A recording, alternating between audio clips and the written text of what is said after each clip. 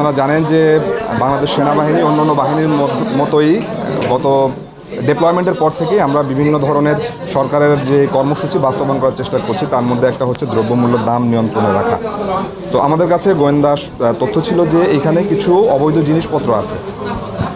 তো এই অনুযায়ী আমরা বেসিক্যালি এই লোকটাকে ট্র্যাক করছিলাম কয়েকদিন ধরে, যার ফলশ্রুতিতে আজকে আমরা ওনাকে বিকাল 4টা থেকে ট্র্যাক করছি। এখানে আরও কিছু লোক এসেছিল, যারা এখানে এসে সন্ধ্যা পর্যন্ত ছিল, গাড়ি নিয়ে এসেছিল, এসে চলে গিয়েছে। তো পরবর্তীতে আমরা পুলিশ, আনসার, বিজিবি, দেন ডিস্ট্রিক্ট অ্যাডমিনিস্ট্রেশন সবাই মিলে আমরা এখানে আসছি। আসার পরে আমরা যে টার্গেট নিয়ে এসেছিলাম, এসে দেখি যে কমপ্লিটলি ভিন্ন চিত্র। আপনারা নিজেরাই দেখেছেন যে এখানে প্রচুর সরকারের রাজস্ব ফাঁকি দিয়ে অনেক জিনিসপত্র আনা হয়েছে। যে ভদ্রলোক এটার ওনার স্বত্বাধিকারী, ওনার আসলে কোনো পেপারস নেই। উনি থার্ড পার্টি হিসেবে এখানে কাজ করছেন, জিনিসগুলো ইম্পোর্ট করছেন। উনি বলছেন যে আরেকটা কোম্পানির নামে, বাট অ্যাকচুয়ালি এই জিনিসগুলো যে সেই কোম্পানির ওখানে চলে গিয়েছে কিনা আমরা বিভিন্ন কাস্টমসের সঙ্গে ভেরিফাই করেছি, বাট কোথাও আমরা এটা সত্যতা পাইনি।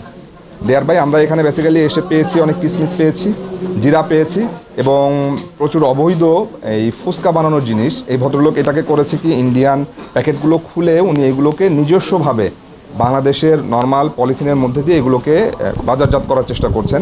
আপনার বাইরে দেখবেন যে একটা ট্রাকও আছে, এগুলো আজকে বাংলাদেশের বিভিন্ন জায়গায় চলে যেত। সো আমরা সঠিক সময়ে আসতে পেরেছি দেখে হয়তো এই অবৈধ জিনিসগুলো ধরতে পেরেছি এবং সরকারের অন্যতম একটা গুরুত্বপূর্ণ যেই ডিসিশন, সেটা বাস্তবায়নে আমরা হেল্প করতে পেরেছি। আমাদের সঙ্গে কাস্টম ছিল, ডিস্ট্রিক্ট অ্যাডমিনিস্ট্রেশনের ম্যাজিস্ট্রেট ছিল, পুলিশ আছে, সবাই মিলে যৌথভাবে। এবং আপনারা সাংবাদিক যারা আছেন, বেসিক্যালি আপনারাই আমাদের চোখ কান, আপনাদের মাধ্যমে আমরা এই জিনিসগুলো চাচ্ছি যে এরকম যদি শহরে আর কোথাও আপনারা এরকম জানতে পারেন আমাদের বলবেন। দিনরাত 24 ঘন্টা আমরা আছি, এই অবৈধ জিনিসগুলো আমরা বন্ধ করতে চাই। ম্যাজিস্ট্রেট এখন পর্যন্ত 3 জনকে আটক করেছেন, আর এর মধ্যে আমরা আনুমানিক এখন পর্যন্ত 190 বস্তা হচ্ছে আপনার কিসমিস পেয়েছি, 100 বস্তার উপরে আমরা জিরা পেয়েছি, আর অগণিত এই ফুচকা পেয়েছি। এটা আসলে কাউন্ট করে শেষ করা যাচ্ছে না। আমি এদের বাহিনীর সাথে আসার পরে আমি দেখলাম যে ফুচকার প্যাকেটগুলো কেটে এগুলো বের করে আবার বস্তায় ব্যাক করতেছে।